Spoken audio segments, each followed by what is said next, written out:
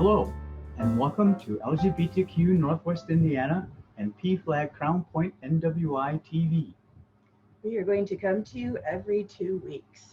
The show is produced by The Bill and Callie Show. My name is Elizabeth Menning, president of PFLAG Crown Point. I go by the pronouns she, her, and hers. And I am Amari Victoria, the executive director of LGBTQ Northwest Indiana, and my pronouns are also she, her, hers. So we bring topics and news important to LGBTQ and ally community members here in Northwest Indiana. Today, So basically, whether you identify as LGBTQ yourself, which of course is lesbian, gay, transgender, bisexual, transgender, queer, or questioning yourself, or if you consider yourself an ally, or if you know somebody who is coming out or maybe LGBTQ, or you just want to learn how to be an ally, you just want to learn more, this show is for you. A little bit for everybody. So before we begin, Elizabeth, where'd we put the cat? Well, she's outside, Amari, and she's been there for a while. I hope she can do well out there for an hour. She is spoiled and she loves it out there, but we're pushing her limits, I think. Today's show, we will be bringing you news highlights. We're going to talk about voting. We are 65 days away from this election, so we're going to be giving you some more tips and resources. We'll briefly talk about the Indiana Quit Line. Our featured topic is kind of a continuation from our last show. We talked a lot about coming out. We did not have time to cover some of the do's and don'ts for both the person coming out as well as the person being come out to. So we'd like to cover those. I am excited to hear that. I think we have some really good material, and we hope that this will help many people who are wondering about how to come out. Absolutely. We'll tell you a little bit more about some of the virtual support that you can get, both here in Northwest Indiana as well as nationally. Okay. All right. All right, Amari, you want to start with the news? Let's get started with the news. Our first story is entitled New York State Park named for transgender icon Marsha P. Johnson, a first for an LGBTQ person. A popular waterfront park in New York City has been renamed after pioneering LGBTQ rights advocate Marsha P. Johnson, making her the first LGBTQ person and transgender woman of color to have a New York State park in her honor. The announcement came from Governor Andrew Cuomo on August 24th, which would have been Johnson's 75th birthday. Cuomo said in a statement, "Too often marginalized voices that have pushed progress forward in New York and across the country go unrecognized, making up just a fraction of our public memorials and monuments. Marsha P. Johnson was one of the early leaders of the LGBTQ movement and is now getting the acknowledgement she deserves. Dedicating this state park for her and installing public art telling her story will ensure her memory and her work fighting for equality lives on." The Williamsburg Brooklyn Park, which was previously known as East River State Park, will celebrate the dedication with a series of facility improvements and public art celebrating Johnson's life. The art, some of which will reflect the colorful flowers Johnson loved to wear, will be installed on two long parallel historic gantry foundation walls, creating a large outdoor gallery. Other improvements will include a new park house and education center. Johnson remains a prominent figure within the LGBTQ rights movement and was the subject of a Netflix documentary in 2017. Her nephew, Al Michaels, told People in 2017, "Marsha wasn't just about trans or just about gays. She was about change for everybody."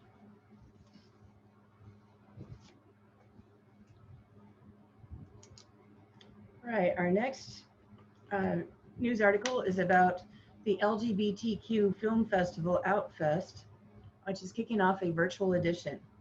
More than 70% of the slate of this film festival was directed by female, trans, and people of color filmmakers. So the current executive director, his first day on the job, of Outfest LA was the day after the festival's closing last year. Of course, nobody was expecting the coronavirus pandemic during that time. So they quickly began putting together a virtual event. He was well suited for that because he knew the virtual space very well, and it was his mission even before the pandemic to expand Outfest's digital footprint. So the 38th Outfest opened Thursday, which was about a week ago, last week. So we're a little late on that, sorry. But they had a lineup of more than 60 films, 160 films. It is an 11-day fest. It includes 35 world premieres, 10 North American premieres, and 4 US premieres. There are going to be a series of drive-in screenings that'll take place in Malibu. Be nice to be able to be there. And it just looks like a really great event. So if you want to learn more about that, I'm sure you could Google Virtual Outfest and you'll find out lots more.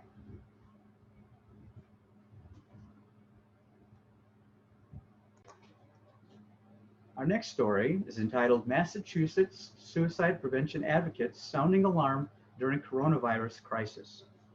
Suicide prevention has never been more important, with many facing isolation and unemployment as a result of the coronavirus pandemic, according to Massachusetts advocates who are raising awareness and urging people to seek help. The Boston-based Samaritans Suicide Prevention Phone and Text Helpline has seen a surge in calls and messages during the COVID-19 crisis. Calls were up 23% between March and June compared to last year, and texts were up 86% in the same time period, according to Samaritans Executive Director Kathy Marchi. Marchi added, noting that texts remain up 75%.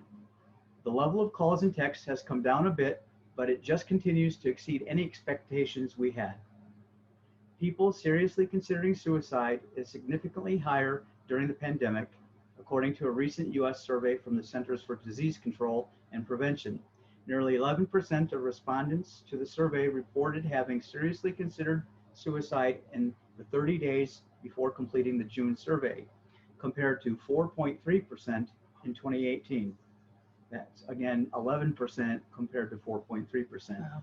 The percentage of respondents who reported having seriously considered suicide was significantly higher among respondents aged 18 to 24 years at 25.5%. Minority racial or ethnic groups, Hispanic respondents 18.6%, non-Hispanic Black respondents 15.1%, unpaid caregivers for adults 30.7%, and essential workers 21.7%. In Brookline, people have been receiving more requests from family members to do well-being checks on loved ones battling depression, according to Annabelle Lane, a social worker on staff at the Brookline Police Department.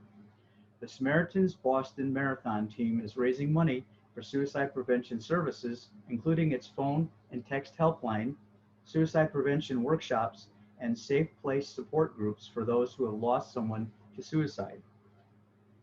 Patel, a member of the marathon team, says, "There are so many people struggling with depression and mental health, and the isolation only exacerbates those issues." She is running the marathon during the week of September 7 to 14. It makes it even more important now to provide people who are struggling with the resources to fight through what they're going through. For more information, visit the Samaritans website at SamaritansHope.org. Samaritans statewide helpline is 1-877-870-HOPE. That's 4673. And the National Suicide Prevention Lifeline, of course, is 1-800-273-TALK, which is 8255. I'm going to give those phone numbers again.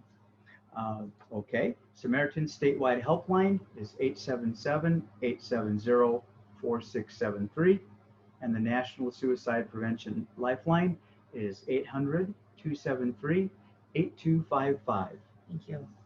So we were talking about this because it seems like people's physical health, you know, what kind of physical ailments and symptoms are you having if you have coronavirus, or what should we be looking for. But it just seems, from what we've heard and seen, or actually not heard and seen, there's not nearly as much discussion given to the mental health. So please know that mental health therapists and help and assistance are just a call away or even a text away. We hope in a soon upcoming show to be highlighting some of the mental health resources in Northwest Indiana that are LGBTQ friendly. Absolutely. And we want to make that available to you on our website and everything. So a really, really important topic. You may feel alone, but you aren't alone. You're in this boat with so many people, and we want to just help make connections to make things better. Please get help. Our next news article is about, the title is Disney's new animated series, The Owl House, stars an out bisexual girl. And here's the picture. So the Disney Channel confirmed that the lead character in an animated series is bisexual. Luz Nocita, a 14-year-old Dominican-American girl, is the main character in the new series, The Owl House, which debuted earlier this year. In the show, she tries to become a witch after stumbling on a portal to another world instead of going to a juvenile detention camp. She makes friends with a witch, Ida the Owl Lady, and her demon roommate King, and Luz becomes Ida's apprentice. You gotta see it, it's just a great premise.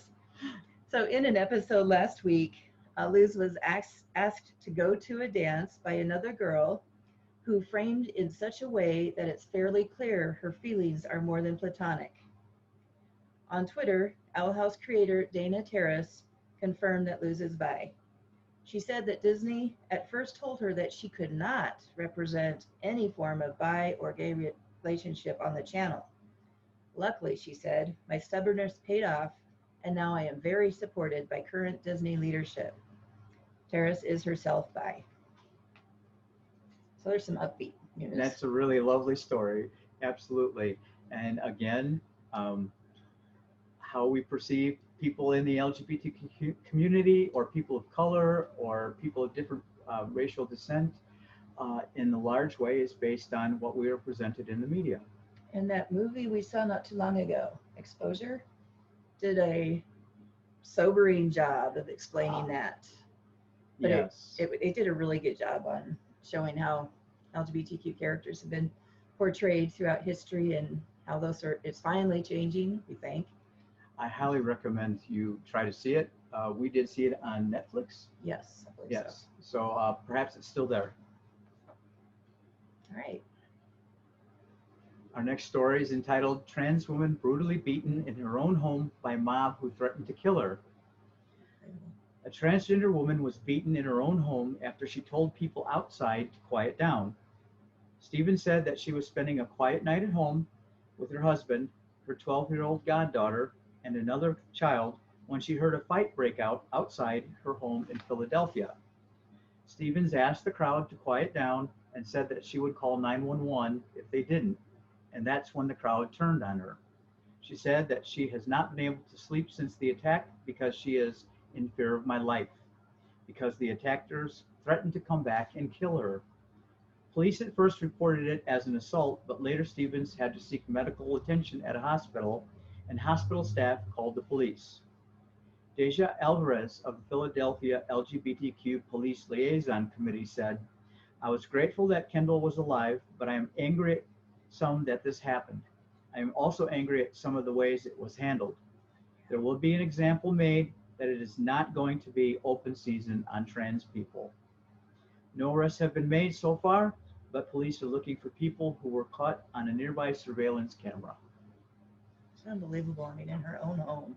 In her own home. Okay, so happy news tidbit. Well, it's good and bad news. So there's a Nigerian lesbian love film which is going online.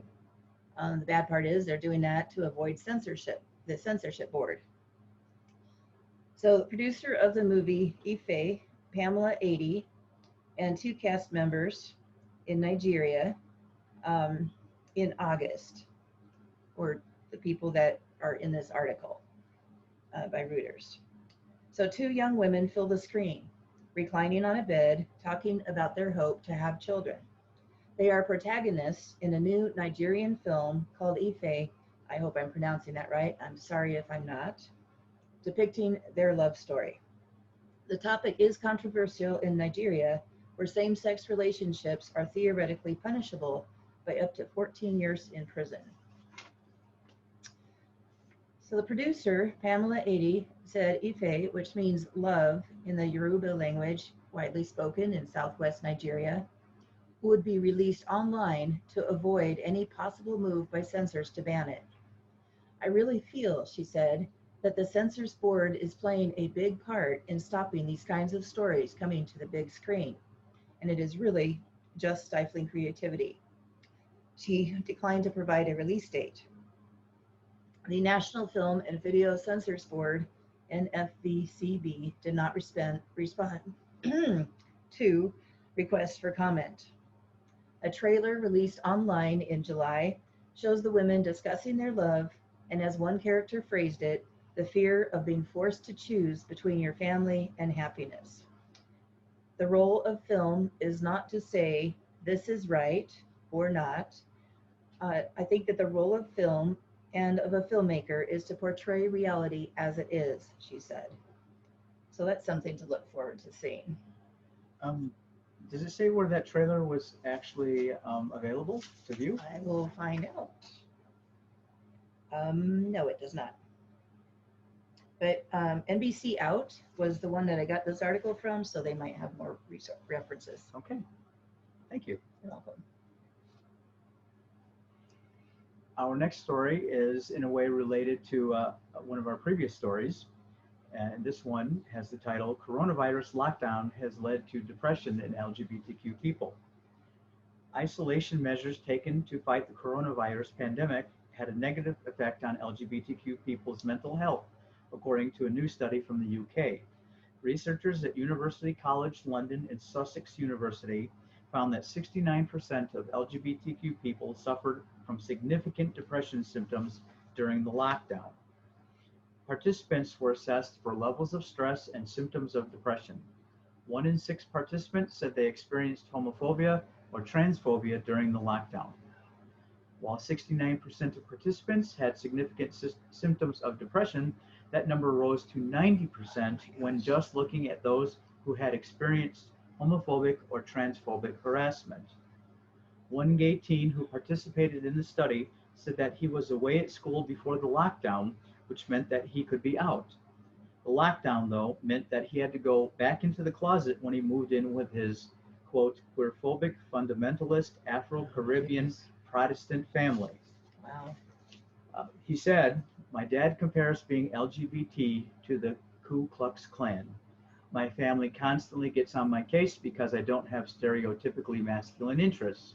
When I'm at school, I can be myself, but having to be at home means I have to keep more secrets, lie more.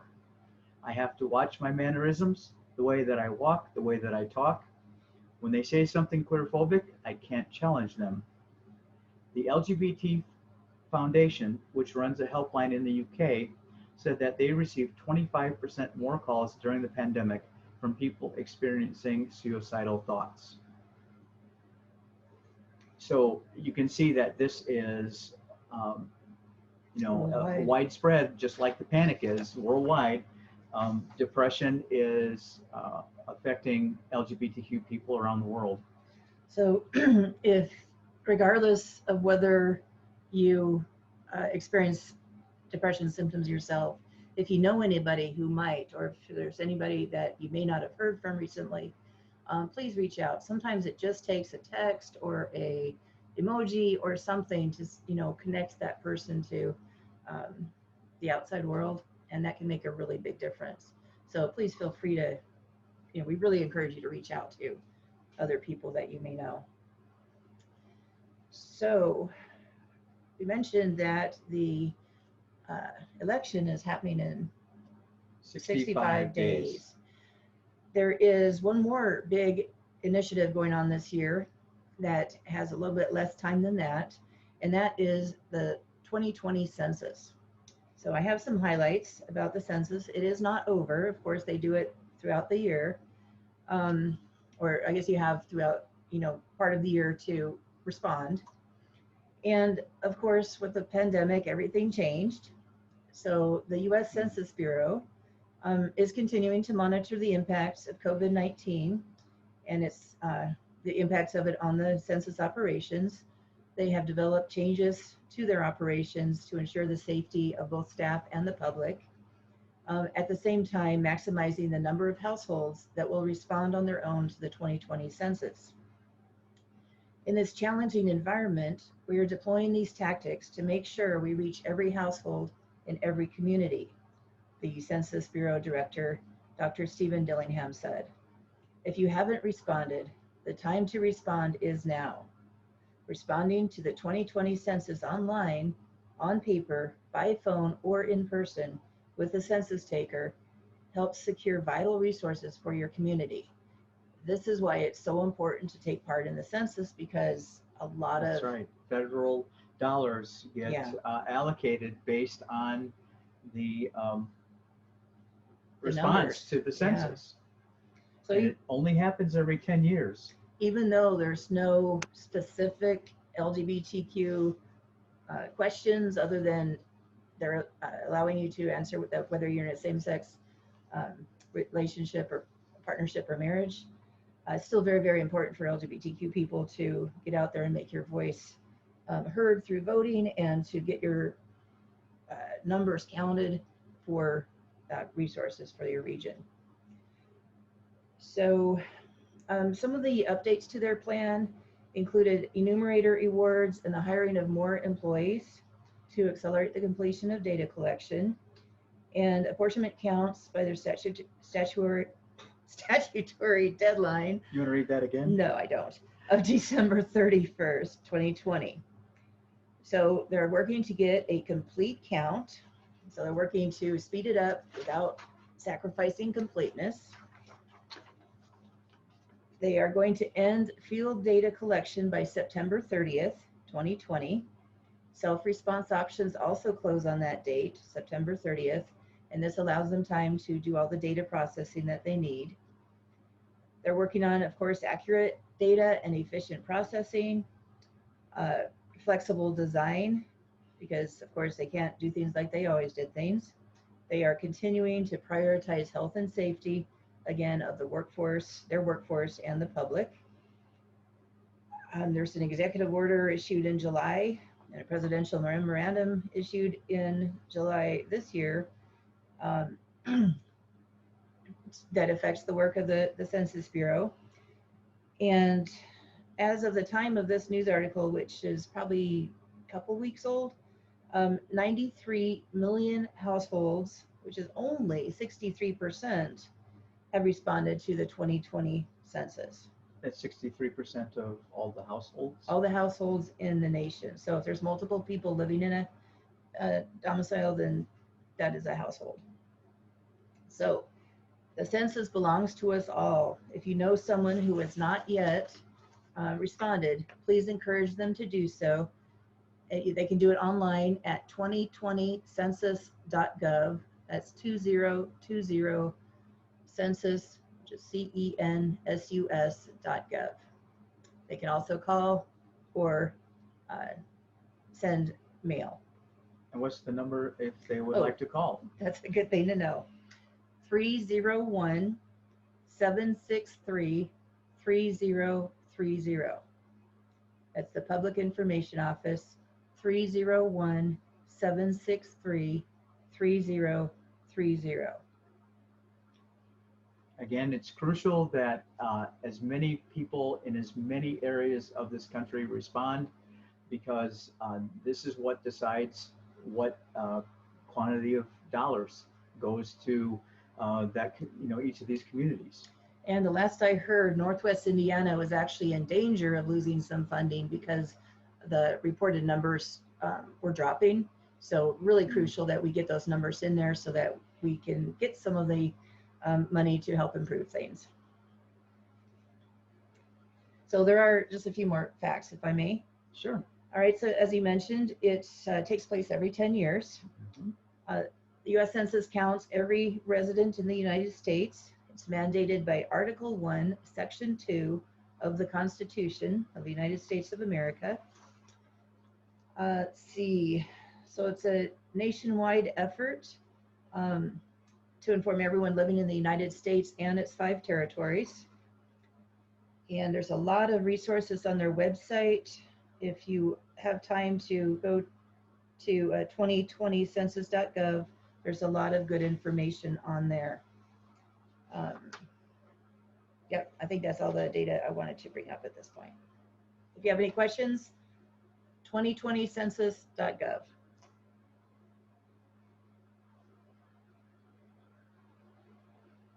Our next news story is entitled "Teacher Put on Leave After GOP Candidate Whines About Rainbow Poster in Virtual Classroom Background." This one's really hard to believe. Roma High School, located near the border with Mexico, has put teacher Taylor Lifka on leave after a Republican politician posted a screenshot of her virtual classroom, which included a rainbow and a Black Lives Matter sign. This is from a public school in one of the counties in House District 31, wrote Marion Knowlton on Facebook in a post last Friday. Knowlton is a Republican running for the Texas House in District 31. This screenshot was sent to me by a concerned educator who received it from parents of a student who the parents decided to remove from this teacher's English literature class, she said. In the screenshot she posted, there's a poster that says, "Diverse, inclusive, accepting, welcoming, safe space for everyone," in rainbow colors. One poster simply says, "Black Lives Matter," which Knowlton said is a message in support of a radical Marxist movement. Another says in Spanish, "Friend, your struggle is my struggle." Knowlton said that one of the posters has, quote, a photo of radical protesters, one of whom looks like an Antifa member. Additionally, Knowlton wrote, "In addition, this teacher asks which pronoun they prefer." She did not explain how a teacher is supposed to find out their students' pronouns without asking. The screenshot also includes instructions from the teacher telling students to put their names and pronouns in the group chat. Knowlton wrote in her post, "Our education system has been radicalizing our children for years, and it continues to do so, from elementary through higher education. This is not an isolated occurrence. It is a national pattern, a concerted effort to teach children what to think, not how to think, leftist indoctrination. Parents, I urge you to take a look at your child's classroom, virtual or on-site." By Tuesday, the district said that the teacher in question was put on leave. The statement said, after reviewing the complaints, the district is working closely with the teacher to find a resolution that will ensure all parties involved reach an outcome that best benefits the expectations of our parents and needs of our students. The teacher is not being reprimanded in any way for her work or decisions. The South Texas Equality Project, STEP, has started a change.org petition to get Lifka taken off leave, which currently has over 17,000 signatures.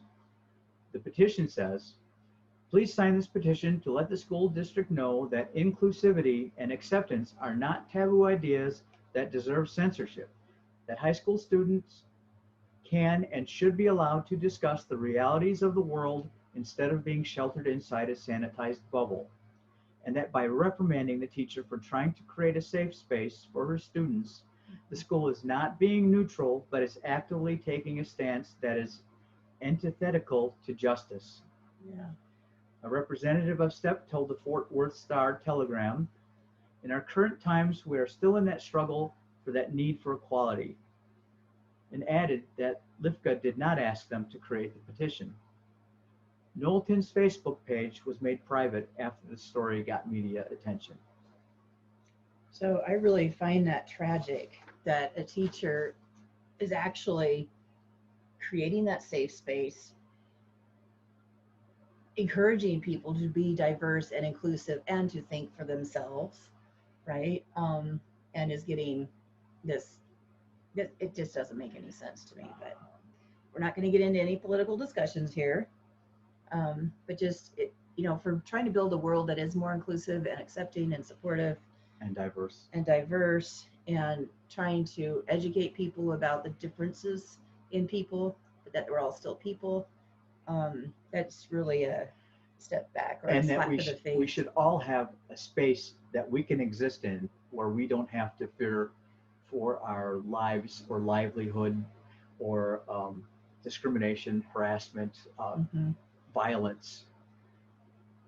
But I just heard today about a discriminatory situation happening in one of our Northwest Indiana schools, and it's just so heartbreaking because it just shouldn't be. So, all right, is that all the news stories, Amari? I would just like to remind everyone who is trying to quit smoking or stop using tobacco products about the Indiana Quit line. Their number is 1-800-QUIT-NOW. There are various services in Indiana under the Indiana program that can be provided to those who want to quit smoking or stop using tobacco.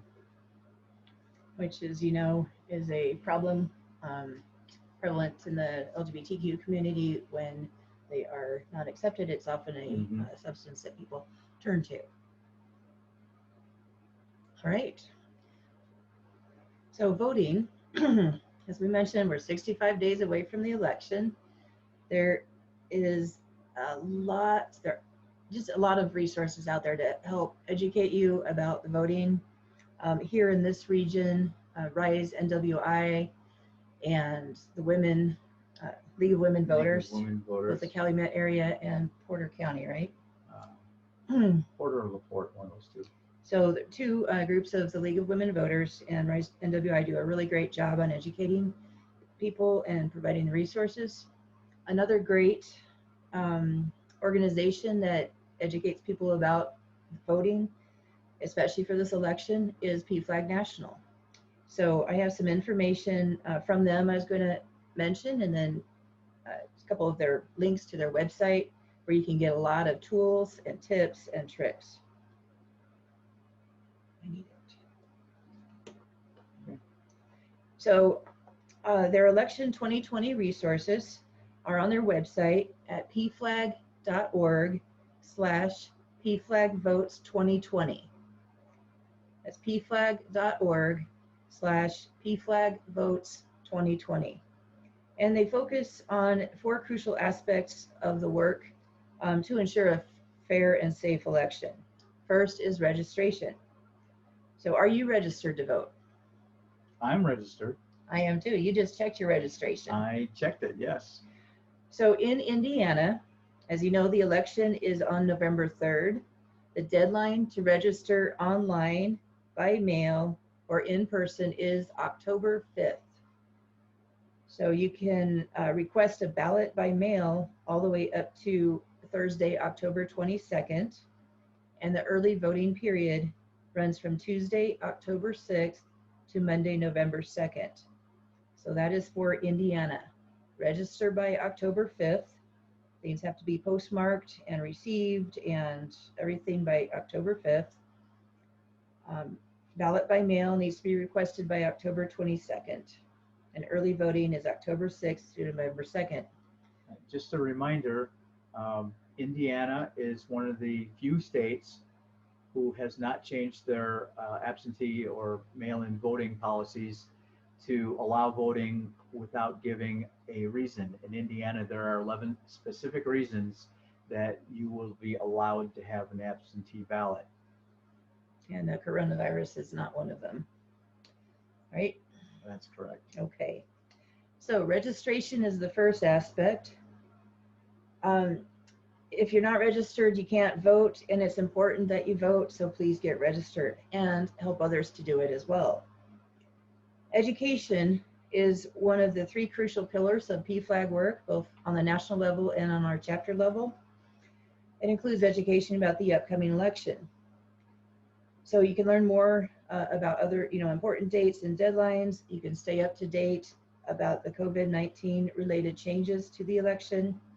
And of particular interest to us here on this TV show or podcast is you can learn more about what is truly at stake for your LGBTQ plus loved ones this November. So we've got registration, we've got education, there's also mobilization. We need to inspire voters in our community. You need to inspire voters in your community.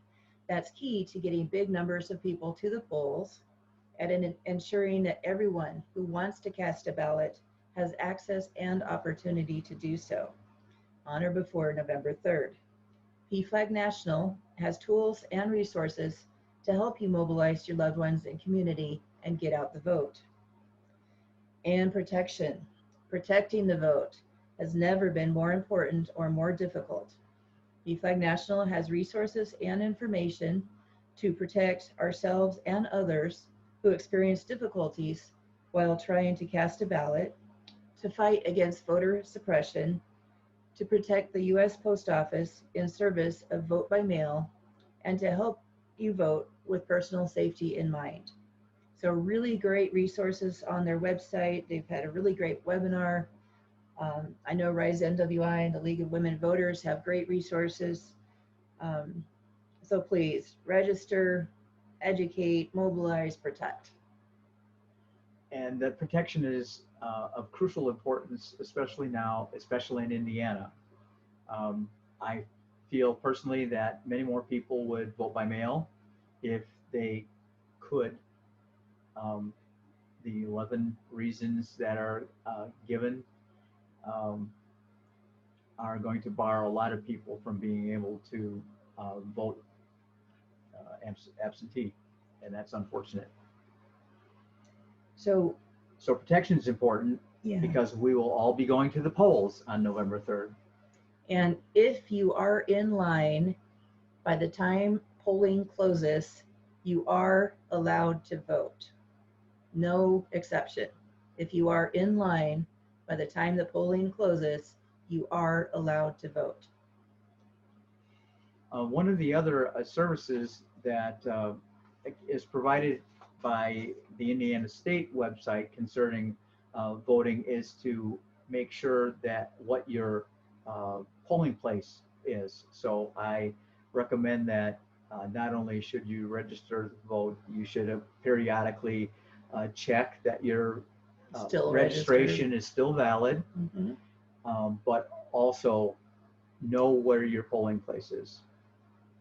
Yeah, and bring an ID, a driver's license or state ID with you.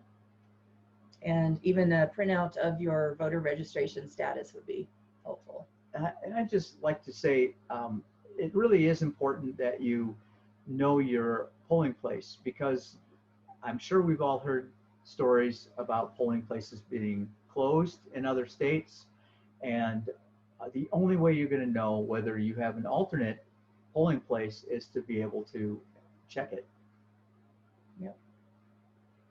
So again, you can always refer to, as we mentioned, some details from PFLAG National, which is at pflag.org, Rise NWI, which is here in Northwest Indiana, and the League of Women Voters in Calumet area and of Porter County. All right. And now, let's see, do we have time for a feature topic after all of that great information? We are going to, our feature topic today, of course, is coming out. And continued. Yes, part 2. And that's because we were unable to finish telling you all about coming out from the perspective of do's and don'ts, both for the person coming out as well as a person who you may be coming out to. And we have so many resources available. A simple Google search will give you a lot of great information, but there are some particular websites that are good. We've vetted them, and they are giving you good information. So we'll tell you a little bit about those too at the end. So last episode, we covered coming out, what is coming out, who can come out, what you may feel when you are at that stage, the incredible benefits of being out, as well as the risks of coming out. And of course, the reminder is that you are in charge. There's no right or wrong way to do this. There's no right time to do it. You could come out at 5 years old. You could come out at 95 years old. It can come out throughout your entire life. And I think you've told me you come out every day. You meet somebody new, right? That's a fact. Yeah. We also talked about making a coming out plan. We gave some tips on conversations and told you that you should be prepared for a variety of reactions. Yep. So hope for the best, expect the worst, be prepared. You've spent all that time coming out to yourself. You've accepted yourself.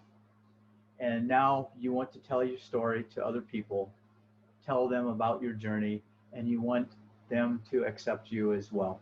And not only tell your story, but you want to be you. You want to be free to be you. You want to be your true self, express yourself the way you want to through dress and activities and interests, friends.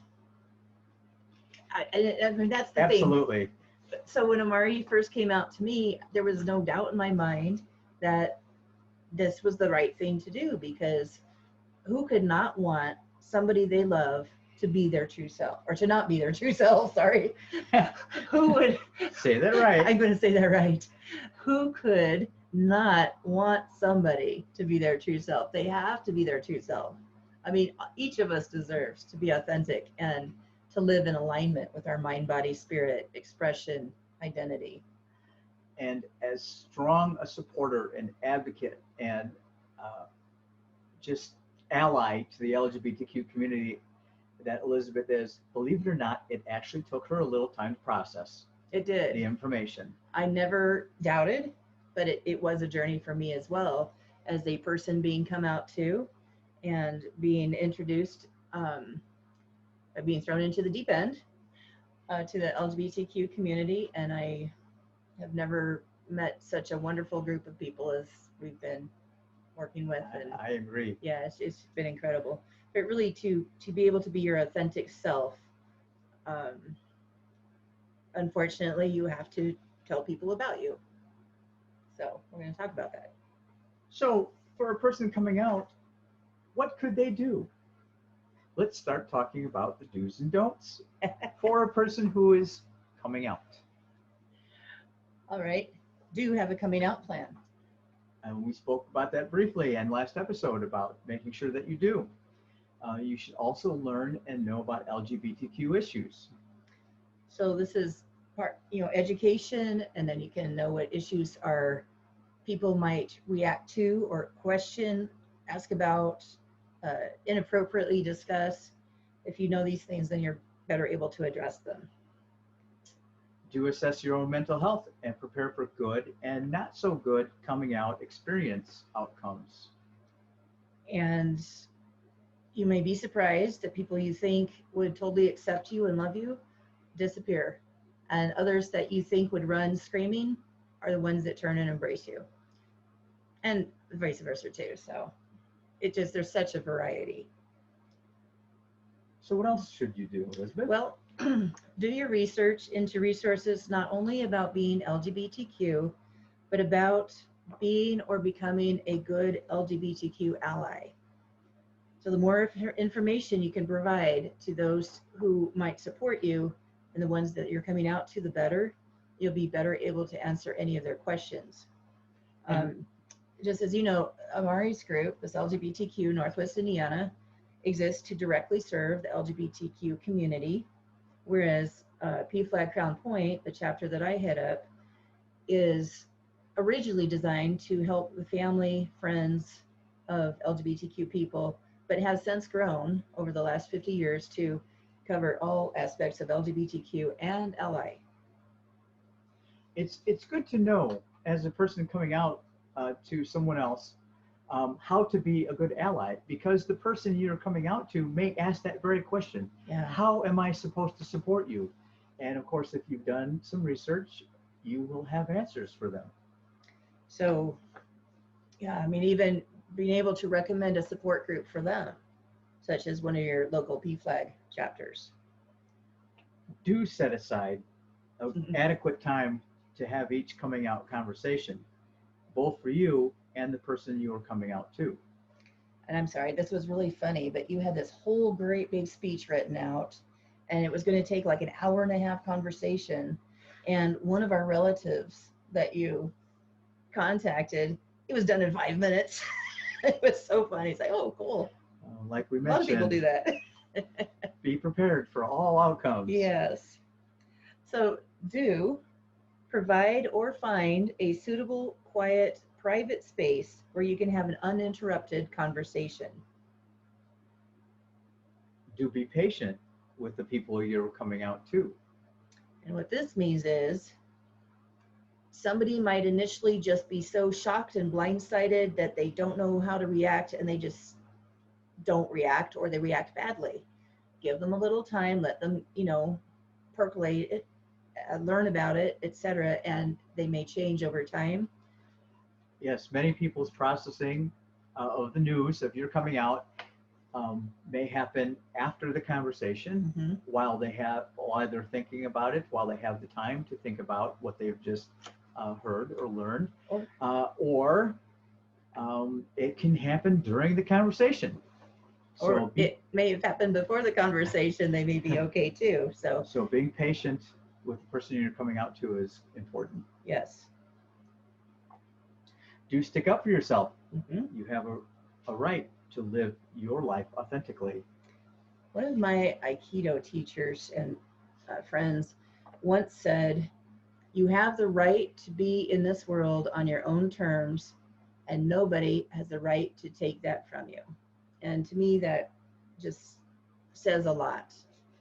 Really relates to this LGBTQ conversation. Go ahead. Do you realize that you will be coming out for the rest of your life? As we previously mentioned, I recently had a medical procedure, and I had to come out to a half a dozen people. And that went very well, by the way. It went very well, by the way. So every new encounter, every new meeting, every new situation, you might need to come out again. And by that point, you will know exactly what you will say, what you need to say, and you will be mentally prepared for any outcome that you might receive. Typically, it gets easier and easier with each coming out experience. Doesn't mean they're all good. Doesn't mean they're all bad. It just becomes easier for you. Just as Amari was saying, you kind of know what you want to say now. Do answer all of the questions that are asked of you if you can. Unless they're inappropriate. And that's one of the don'ts. Yeah. However, if you can't answer a question, make sure, number one, that you tell them that you will find the answer for them. And number two, follow through. Find that answer and get back to them. It's important that you can do that for them. It's your life and authenticity on the line sometimes. So if you come out to people in the LGBTQ community, especially those with a similar identity or orientation, do ask them to tell you their coming out story. Most people are happy to tell you their story and will likely have their own suggestions for your subsequent coming out experiences. And I think I've mentioned this before on this show, but in one of our meetings, one of our members was broached to the group that they wanted to come out to some of their friends, and they were planning on doing that by text. And those in the group who had either come out already or had been come out to said, oh, no, please do it in person. We really recommend you do it in person. So that person did, and their friends were receptive, and it all worked out really well. And in retrospect, they were very glad they had done it in person and not via text. If you need to do it by text, it's okay. but we're just saying it might be better.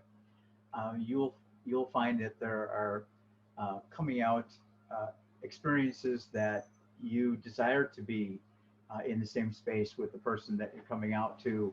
And at some point in time, you may feel very comfortable with coming out to a group of people, whether it's via social media or texting or email. Or a meeting at work. Or a meeting at work. Yep. So those are some of the do's, some of the tips. They are not all inclusive. There's always exceptions. Everybody is different. How about some of the don'ts? All right.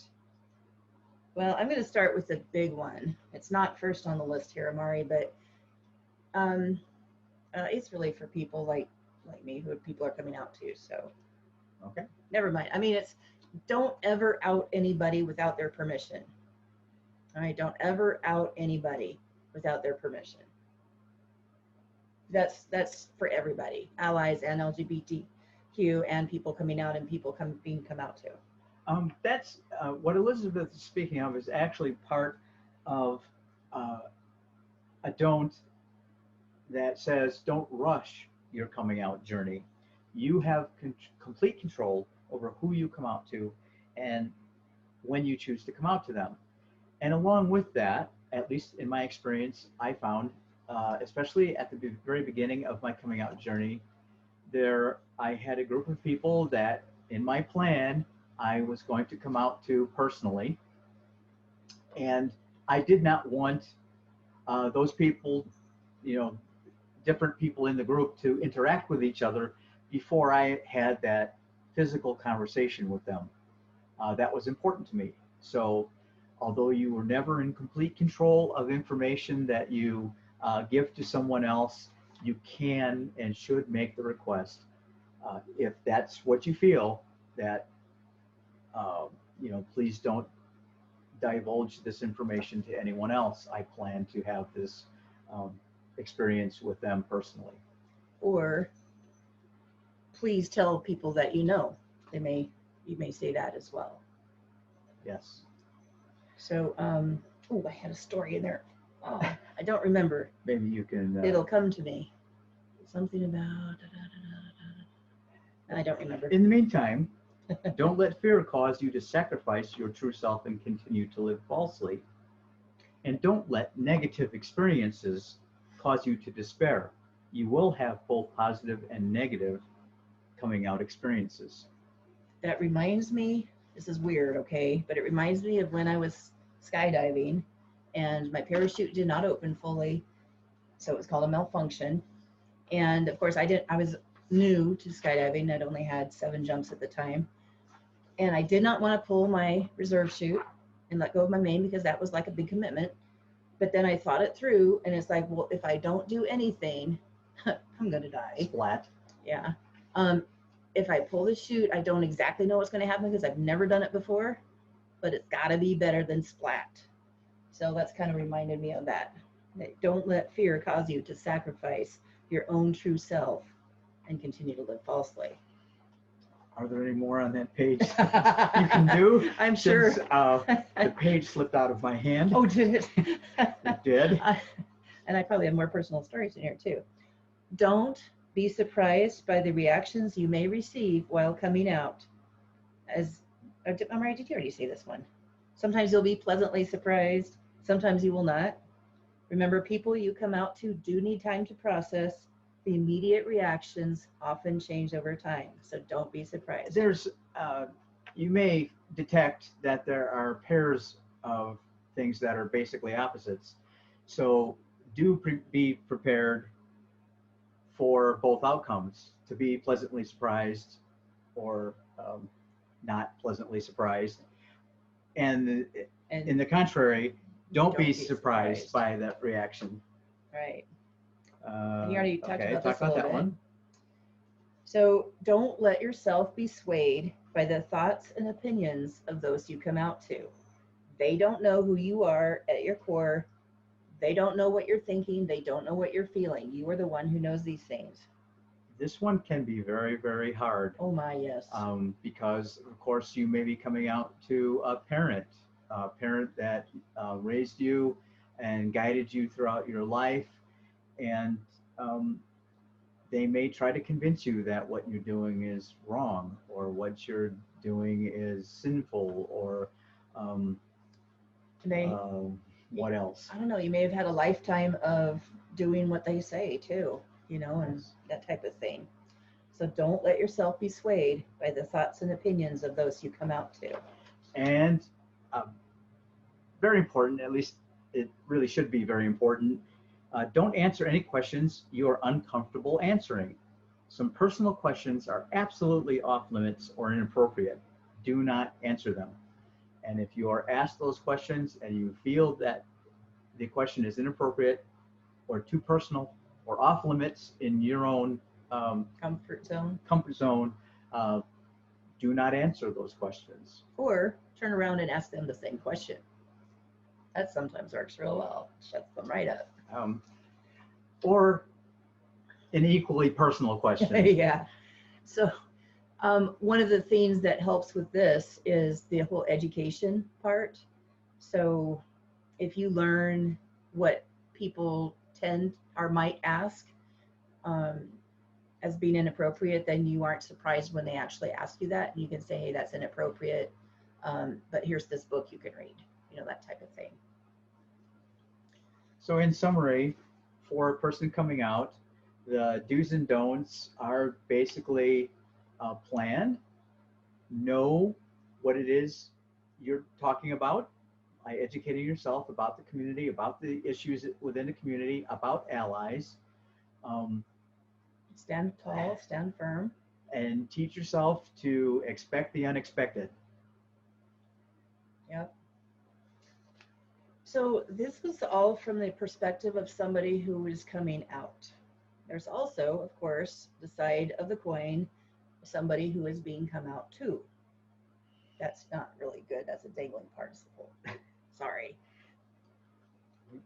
All right. So if somebody is coming out to you, do try to listen carefully and closely to a person's coming out conversation. Do try to understand that everyone has the right to live who they truly are, just like you do, and that the person coming out to you is trying to live as their true self, and they want to tell you about themselves.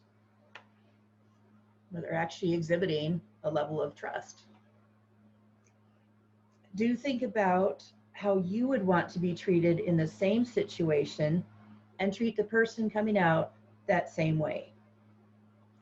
Do be receptive to being educated about the LGBTQ community issues, what it means to live authentically, and what the person's identity, orientation, or expression means, especially to them. Do try to be understanding, accepting, supportive, and loving. Even if you're confused or even if you're shocked, do try.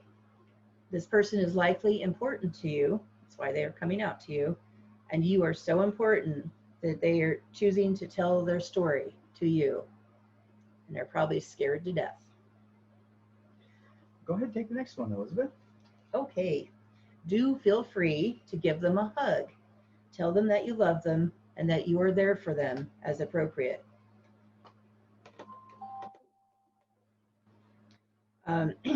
So they are going to be very worried, even if they know you love them, they're going to be very worried that you're going to reject them. So what I've heard is the best answer is, I don't care, I love you. Or I'm here for you. So. Okay. Do realize that bias and prejudice can influence your reaction. Also realize that society, education, socioeconomic class, spirituality, religion, and environment influence us greatly, which influences our reactions. Mm-hmm. And the better you know yourself, and the better you know what your implicit and explicit biases may be, the more you can work to eliminate your biases. So do realize that you may experience shock, surprise, fear, or grief, I would say, and that these are natural and usually temporary feelings. So especially in, I mean, a parent may feel that they've lost the child that they thought they knew, and they're going to grieve for that child. But they generally come around and realize that they've got this new child that is Indeed. really wonderful, and it's a cycle, it's a process. Do try to become an ally, an advocate, and a protector of this person. Yep. All right, what not to do, Mari, if What somebody not is to coming do. out So to if you? someone is coming out to you, don't allow yourself to react badly to the message the person is trying to tell you. This may be the most important conversation the person will ever have with you. I can just, I mean, poker face, or you just don't, yeah, that's a tough one. Don't ask personal questions that you yourself would not answer. It is in bad taste and not the most important part of the conversation this person is having with you. Don't reject them outright. They are still the same person. You are now just aware of a different aspect of them. They are still the same person. When my brother and his wife told their kids about Amari, because we felt it more appropriate that they tell the kids, my little nephew, who was like 7 years old at the time, said, but she's still the same person inside, right? So, I mean, he just took it with, like it was all natural. It was so cool. If all coming out experiences could be that good. All right. Do not try to pass this off as a phase or experiment. This is real. And they need to be able to be their true self to be happy. This is likely something they've been wrestling with, trying to accept themselves. It's not a phase. It's not an experiment. It's not a fad. It is real, and they're trying to be themselves. And of course, you should not act like you know better, or that the person can't possibly know what they are saying. So we've said before, children have a very good sense of their gender identity and who they are even by 3 or 4 years old. A kid who is 10 is not too young to know what their sexual orientation likely is. So don't make assumptions.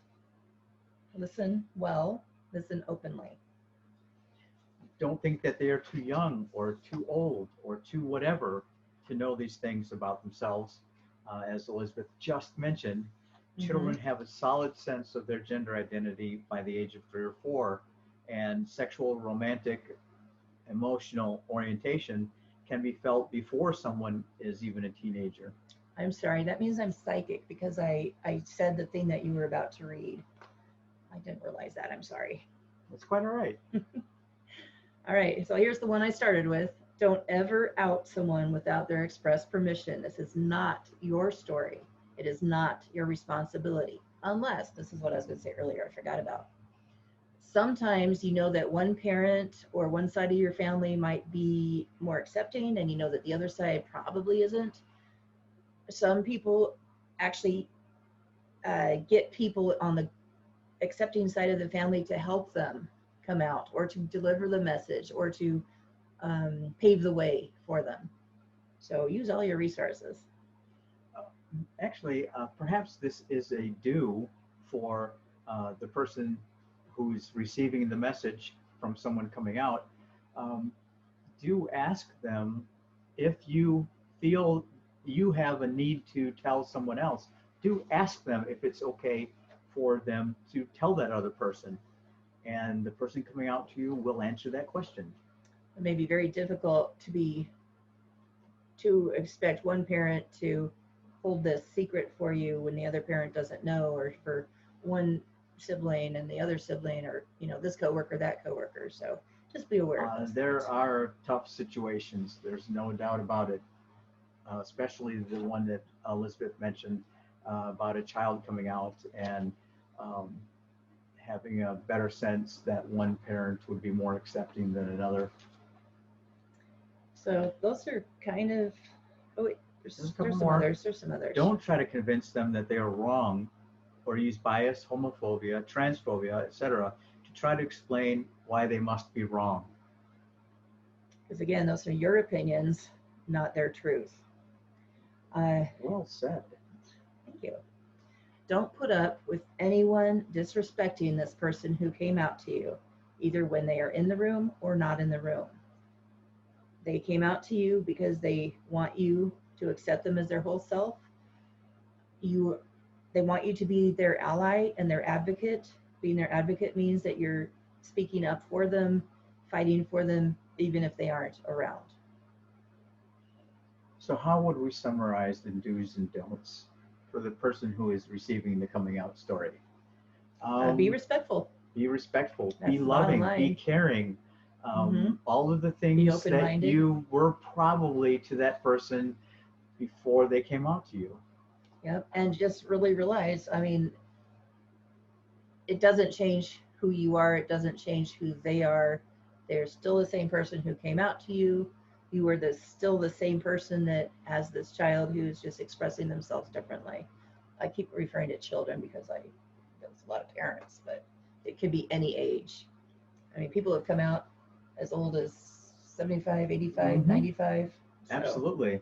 yeah. I think we did a news story a couple episodes ago about A 95-year-old? 95-year-old. Yeah. Yes. So there's some other questions we haven't had time and won't have time today to discuss. Things like, but we can get those answers. We can talk about them in future episodes. But in the meantime, you can think about them yourself. And of course, if you have any questions, please let us know at any time. We're always available by email, phone call, text, social media. So things like, what do I do if something bad happens? How do I stay safe? What if I want to stay in the closet? What if I want to live my true self, but don't really want other people to know that? Yes. Called going stealth. Is that more of a transgender term? Yes, it's highly likely that it's more specific to the transgender community because obviously many transgender folks want to live as, we talked about labels and binaries a couple episodes ago, but they may consider themselves at one place on the binary male-female spectrum and want to be at the other binary and don't necessarily want people to know that they are transgender. They want to just be known for who If they they're are. living their lives in a manner that's consistent with their gender, no one needs to necessarily know. All right, so I'm going to finish by showing you again some of these resources. HRC, Human Rights Campaign, a resource guide to coming out. That's a very good organization. They've got a wealth of information on their website, so many resources. GLSEN, Happy Coming Out, little one-page guidelines. And there's, again, Human Rights Campaign has some subcategories like coming out as bisexual to your doctor. So they got some great resources. I've mentioned this one before. I love this program, document. I love this document. The Trevor Project's Coming Out Guide for Young LGBTQ People. I refer all the parents and adults to this as well because it does a good job. Many of the topics covered by that particular coming out guide are topics that we've covered in past episodes. And then there's the process of coming out. This deals with sexual violence in individuals who identify as LGBTQ by the National Sexual Violence Resource Center. So PFLAG National has great resources, the Trevor Project, HRC, GLSEN. GLAD? I don't know. I didn't look for that for them. They do a lot of the media. Again, if anyone would like to know more resources, just send us an email, give us a call, ask us your question, and we'll see what we can do. Or better yet, come to one of our support meetings. True. We can talk about that. You can hear other people's stories. We've talked forever. Yes, I think we've gone over our time limit. So no matter, I hope you all enjoyed this show. We'll try to find a very interesting topic for the next episode. Actually, we're hoping to have a guest. Oh, that's better yet. Yes. So Right. just remember, in closing, in these trying times, the mental health provider is just a phone call away. If you're feeling overwhelmed and have thoughts that you might harm yourself or others, please call one of the resources, National Suicide Prevention Lifeline at 1-800-273-8255, or the text talk at 741-741. The Trevor Project, the Trans Lifeline at 877-565-8860, and Sage LGBT Elder Hotline at 888-234-7243. And of course, the Trevor Project has chat, text, call, and website. In the case of emergency, call 911. And we will share this document as well. This rainbow colored document has some great phone numbers on it. 2 years from now, 988 will be the official suicide hotline number. All right. Well, thank you, the Bill and Callie Show. We really appreciate your producing our show, and we appreciate all the sponsors. Absolutely. So thank you, and we'll see you in 2 weeks. That would be September 10th. Wow, that's coming up quick. That's coming up quick. Bye. Bye-bye.